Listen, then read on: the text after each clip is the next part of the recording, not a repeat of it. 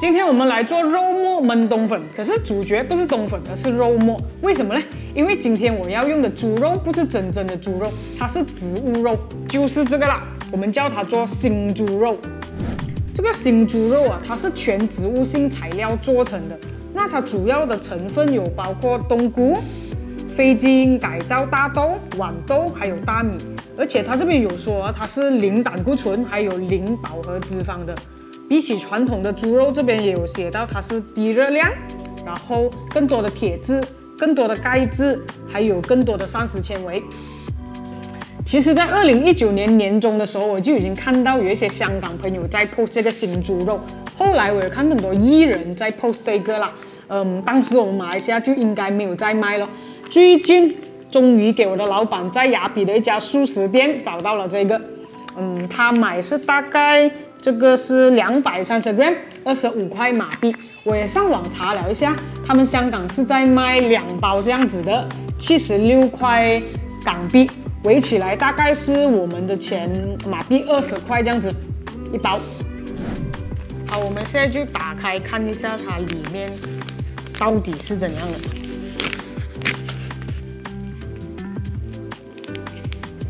它其实就是长这样子，它的味道跟我们平时吃的素料有一点相似的，就是一些菇还有一些豆类的味道。好，我们现在就开始做我们的肉末冬粉。冬粉我们先要提前用冷水蒸它一下。那如果你没有时间的话，其实也可以直接煲一锅热水，把它煮软它。蒸软了过后，我们就会先把它切断它，切半，大概这样子就可以了。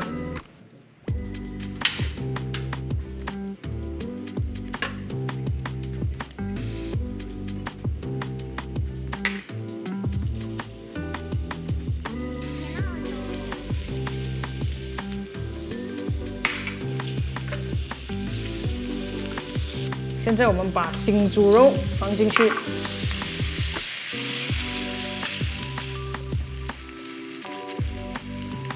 看来它的颜色好像不会变。通常我放猪肉碎进去煮的时候，煮到有差不多1-2分钟这样的时候，那个肉的颜色就会变了的。可是这个新猪肉我煮了一下子，发现它的颜色还是一样，所以我很难用肉眼去判断它到底熟了没有。我看应该我再煮多它半分钟，然后我们就开始调味了。我刚刚有试了它一点点的肉，我发现那个肉是有一点点味道的，所以我的调味料就会减一点点啦，不然等它煮出来就很咸。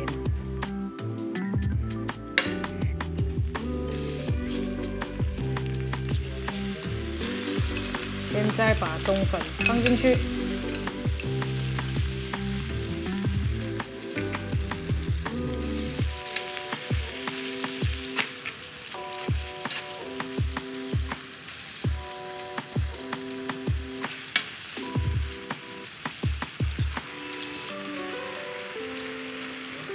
倒一点麻油，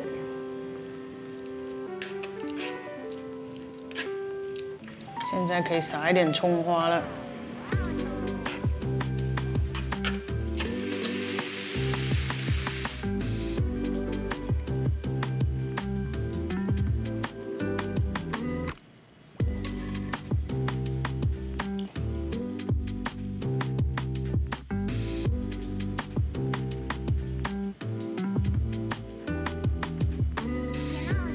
新猪肉肉末冬粉完成了。